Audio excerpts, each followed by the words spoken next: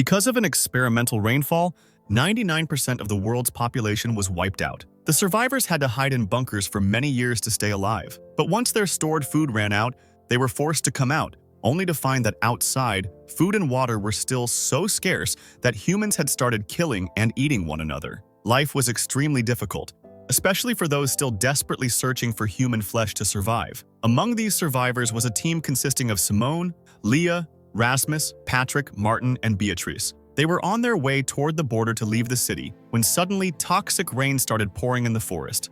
To save themselves, they rushed toward a nearby house. But there, a large group of people suddenly surrounded them. Even when Martin pulled out his gun, they did not seem afraid. Martin tried to scare them by aiming, but still, they weren't intimidated. That's when their leader, Alex, appeared and explained that they only came outside to help and would not hurt them. At first, Martin didn't believe him, but since there was no other choice, he and his group followed Alex into the house. Inside, they saw more people like Alex, people who strangely had no shortage of food or clean water. They were given a room to rest, and though nervous, Martin and his team stayed the night. The next morning, an elderly woman named Karen arrived. She was the one who usually managed everything there apart from Alex. While talking, she took them toward the bathroom to get cleaned up. Along the way, they saw that Karen and the others grew vegetables in their backyard. She offered them a tomato to eat, but none of them fully trusted her, so they hesitated. To reassure them, Karen ate the tomato herself in front of them, and then everyone followed her to bathe. Still, there was suspicion. The rainwater outside was toxic, so no one trusted the water. To prove it was safe, Karen went into the water first, and when nothing happened to her, the others, except Martin, began enjoying the bath. Martin, however, still didn't trust Alex or Karen. He couldn't understand how they had fresh meat, vegetables, and clean water when the world outside was in ruins. So he went out to search around the area himself, but after looking for a long time,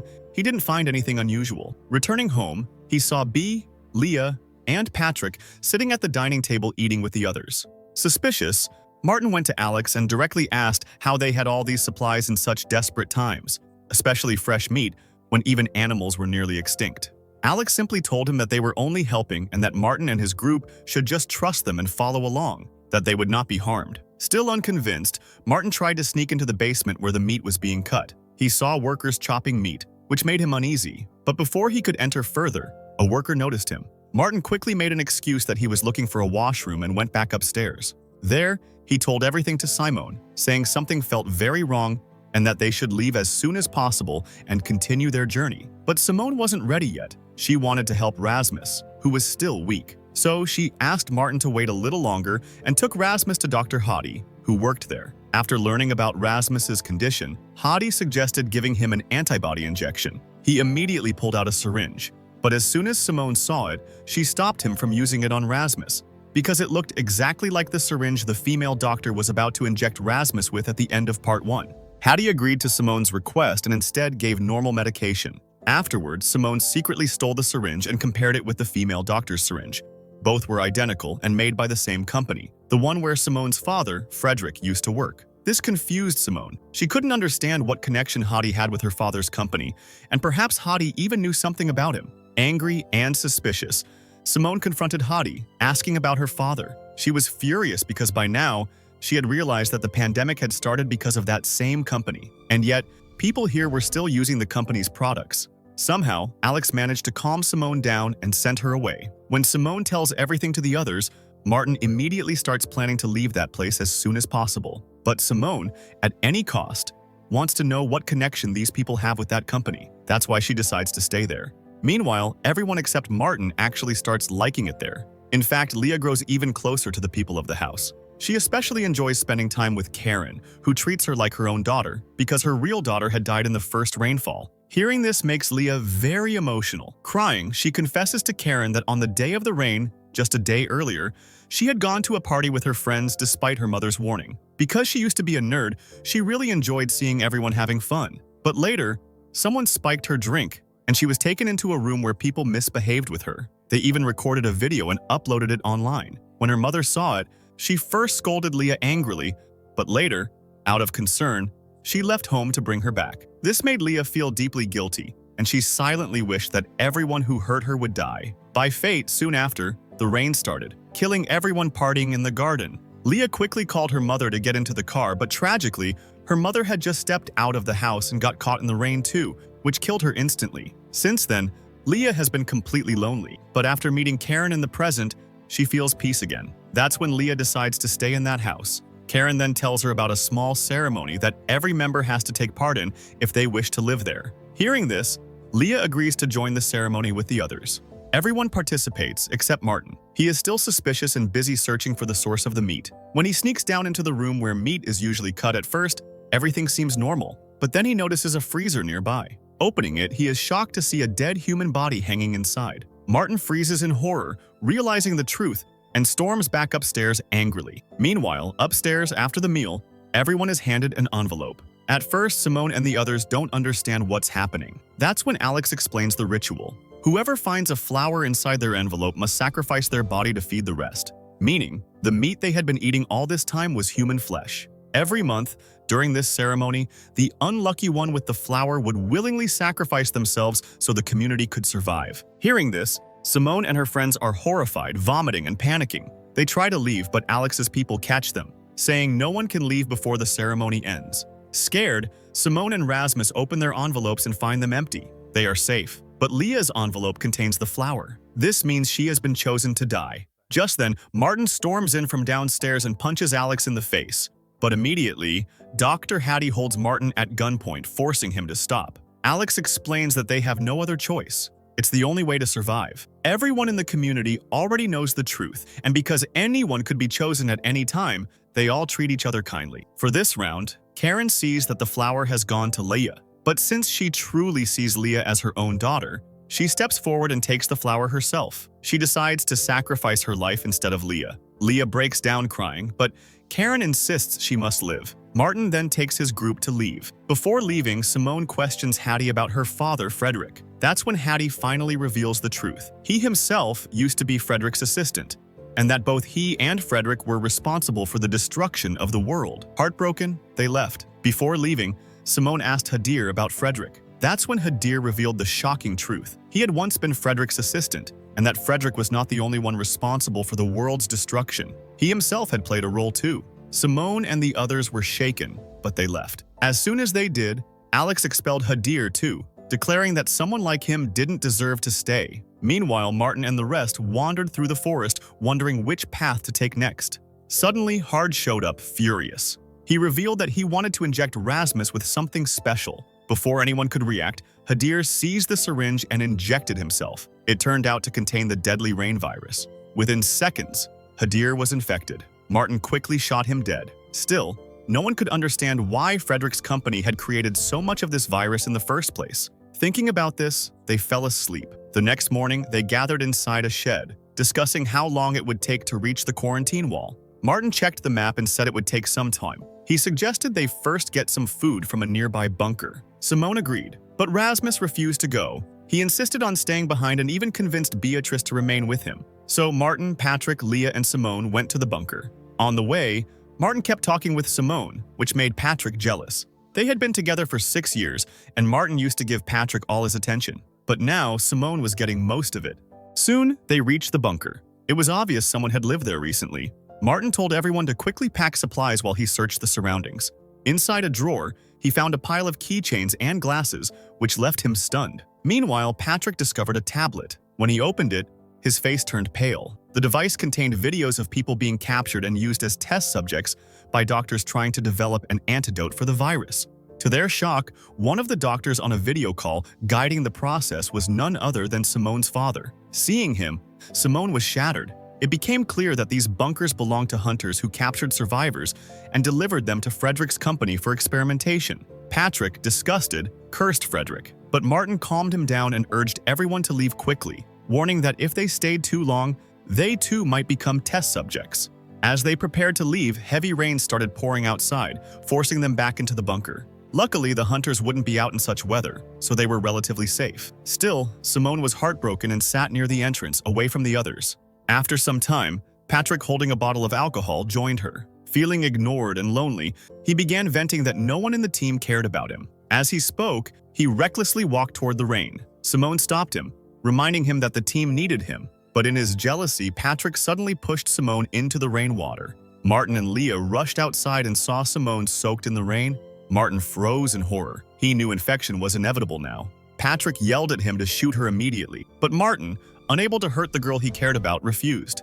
At that moment, Leah too walked into the rain, standing beside Simone. She was willing to risk herself because Simone had helped everyone since joining them. None of them wanted to abandon her. This enraged Patrick even more. Now he demanded that Martin shoot both Simone and Leah. But Leah, unafraid, said the team should face everything together, no matter what. At this point, Patrick pushes him aside, and then Leah lifts Simone up and takes her into the quarantine area inside. From here, the story goes back to the past when the world was still completely normal and Patrick used to work different jobs. But he was never good at anything, which is why even his girlfriend left him. His family was so frustrated with him that his father gave him a car and told him to take it and travel the world, never to return home again. This completely broke Patrick. One day, while sitting in his car near a beach smoking weed, he fell asleep. That's when the infected rain fell, killing everyone on the beach. But Patrick somehow survived, and since then he had been living alone. Sometime later, he met Martin, and talking to someone like Martin felt really good to him. That's why he had stayed with Martin for 6 years, and Martin too would mostly listen to him, at least until Simone had joined their team. Back in the present, inside the isolated room, Leah and Simone sat very worried, while outside Martin was also anxious. Simone was deeply concerned about Rasmus, but Rasmus was having the time of his life. He had faked being unwell just to keep Beatrice close, since he liked her a lot. While talking with her, he even managed to attract her towards him. The two were just about to kiss when suddenly a drop of rain fell through the roof and landed on Beatrice's face. Both Rasmus and Beatrice panicked, not knowing what to do. But since Rasmus really liked Beatrice and didn't want to leave her no matter what, he decided to die with her if necessary. He even got intimate with her. Hours passed, yet neither Rasmus nor Beatrice showed any symptoms. They realized the rain might not be infectious anymore. Relieved, they happily fell asleep there. The next morning, Rasmus woke up and saw a dog licking Beatrice's face. He shooed the dog away, but when he turned back to look at her, Beatrice was already dead from the infection. Shocked, Rasmus broke down and wept over her body. Meanwhile, Simone and Leah also realized that nothing had happened to them after being touched by the rain either. They too felt overjoyed. Martin also figured out that the rainwater was now harmless.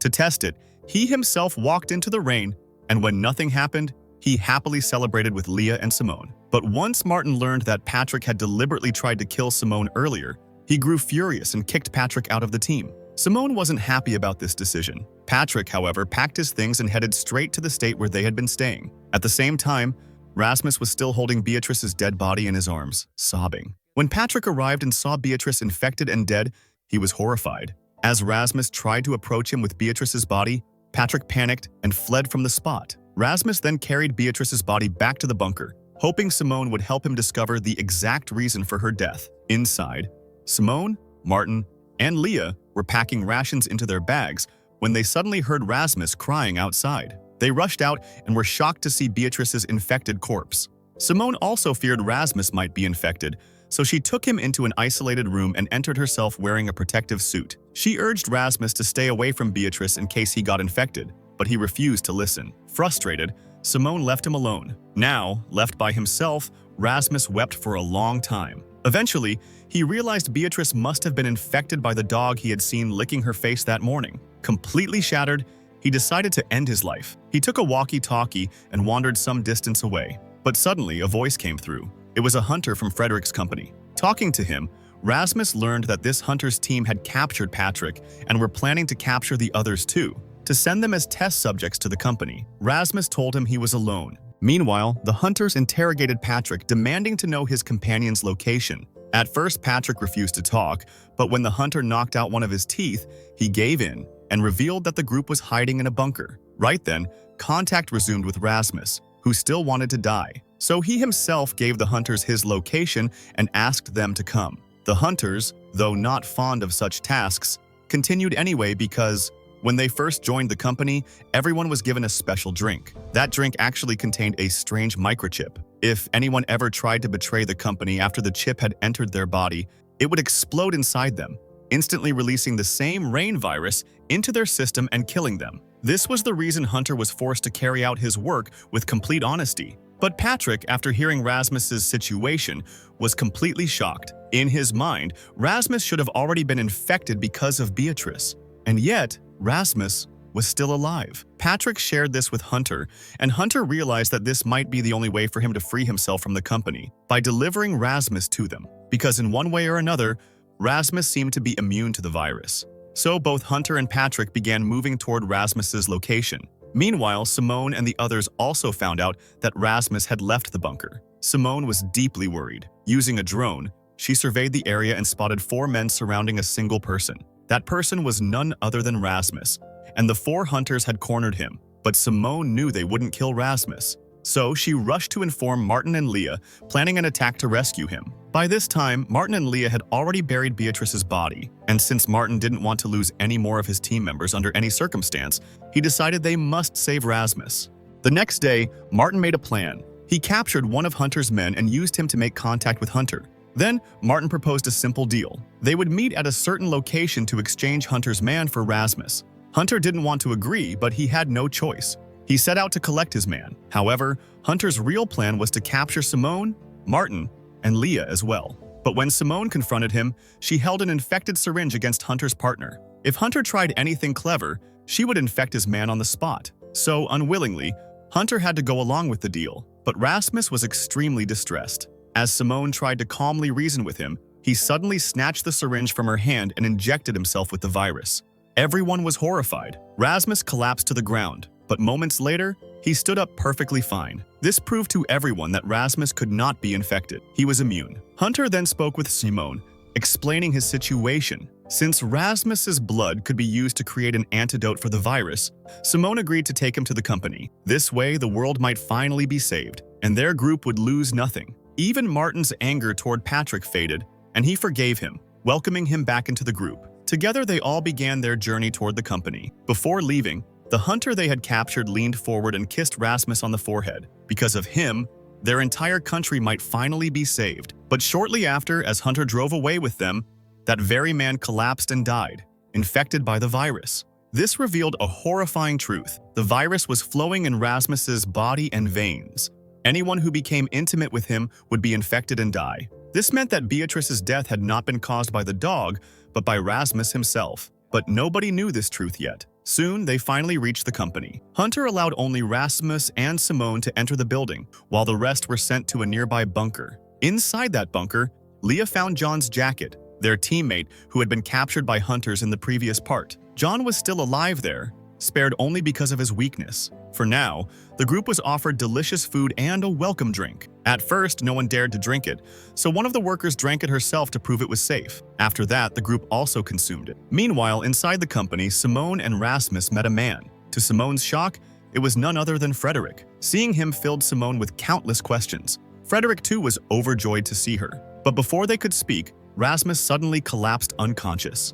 A medical team immediately rushed him to the infirmary. Simone's mind was spinning with questions, but Frederick told her nothing and went to check on Rasmus. When he returned, the first thing he did was thank Simone for taking such good care of his brother. But Simone demanded to know why he had stayed away for so long. Frederick wanted to explain everything, but since the area was under CCTV surveillance, he quickly took Simone outside. There, he urged her to take Rasmus away as soon as possible. He revealed that Rasmus had been the first person infected by Frederick's virus. Frederick had somehow cured him, but Rasmus's immunity came from antibodies produced in his bone marrow. If the company extracted that bone marrow, Rasmus would die. That was the reason Frederick had stayed away all this time. At one point, he had even been forced by the company's boss to appear at the bunker. Later, he made it look like Rasmus and Simone had died, cutting off all communication from the bunker so no one could ever find them, keeping them safe. Even now, Frederick begged Simone to get Rasmus out because he didn't want to watch his brother die. He explained that he had even experimented on normal people, hoping they would produce antibodies so Rasmus could be spared, but none of those attempts succeeded. After warning Simone to be ready, Frederick went back to Rasmus. But just then, the doctor who had been trying to collect Rasmus's saliva suddenly collapsed, coughing and dying. Shocked, Frederick checked Rasmus's saliva himself, and what he discovered left him completely horrified. He immediately activated the defense system and headed to the conference. Frederick went into a room and, through a video call, informed his boss that Rasmus wasn't just resistant to the virus, he was actually carrying it inside him. In fact, Rasmus had become like a walking time bomb of infection. Anyone who came into contact with him could also get infected. But Frederick's boss didn't care at all. For him, the only thing that mattered was getting Rasmus's bone marrow, no matter what. Eventually, Frederick also agreed to this. However, when he returned to the room, Simone was already there. She had taken Rasmus and was preparing to escape. Not only that, she had already alerted the others to get out quickly, and they too had begun moving. Frederick tried to stop Simone, but she refused to listen. She led Rasmus toward the basement gate, where the rest of the group had also gathered. Soon, Frederick himself arrived, determined not to let Rasmus leave at any cost, because now Rasmus had truly become extremely dangerous. Martin stepped forward to help Simone, but Frederick shot him in the leg. He was about to shoot Rasmus as well, when Simone shoved him away. At that very moment, Patrick also arrived, and together they all escaped in a vehicle heading toward the quarantine wall. Beyond that wall was the only way out of the city, but as soon as they reached it, they were confronted by Hunter's leader. Surprisingly, he wasn't there to harm them. He actually wanted to help. He stopped them from crossing the wall, explaining that the welcome drink given earlier contained microchips. Anyone who tried to leave the quarantine zone would be killed instantly. Since Simone and Rasmus hadn't consumed the drink, they were safe. Martin urged both of them to leave without the group, but Simone, after kissing Martin, decided she would never abandon her friends. Even if it meant staying inside the quarantine zone, at least they would all remain safe together. So she turned back with Rasmus, choosing her friends over freedom. Hunter then instructed his men not to fire at them. Meanwhile, at the company's headquarters, the boss was sitting with a group of clients. From his conversation, it became clear that the virus Rain had actually been deliberately unleashed by him. His goal was to expand his company's power and dominance. With most of the world destroyed, his tech company was now the only one left standing. He was busy convincing his investors that if they funded him, he could repeat the same process in different parts of the world, generating immense profit and total control. But suddenly, he received a phone call. The moment he heard the voice on the other end, his face turned pale with fear. So tell me, if you were stuck in this situation, what would be your choice? Fight, escape, or just surrender? Drop your answer in the comments, and remember, if this video gets so many comments, the next part will come. And yes, don't forget to like the video, share it with your friends, and subscribe for more stories. Until then, goodbye.